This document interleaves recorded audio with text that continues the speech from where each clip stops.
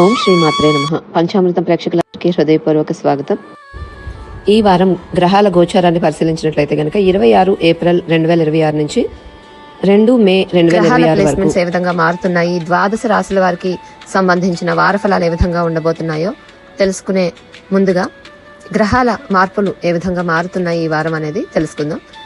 ఈ వారం ముఖ్యమైన గ్రహ మార్పులు చూసినట్లయితే బుధుడు మనకి మర్క్యూరీ తన నీచ రాశి నుంచి బయటకు వచ్చి 30 ఏప్రిల్ గురువారం రోజు మేషరాశిలోకి వస్తున్నారు.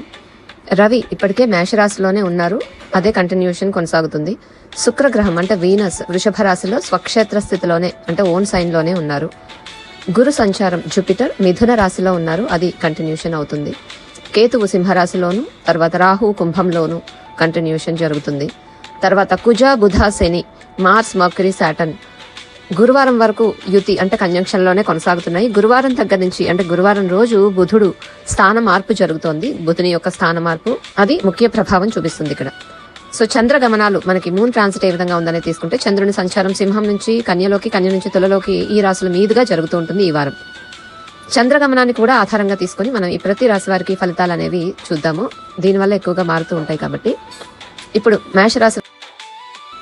మేషం నుంచి మీనం వరకు అన్ని రాశుల వారికి ఈ వారం రాశి ఫలాలు ఏ విధంగా ఉన్నాయో లాంగ్ వీడియోస్లో అప్లోడ్ చేయడం జరిగింది, చూసుకోగలరు. ఓం శ్రీ మాత్రే నమః.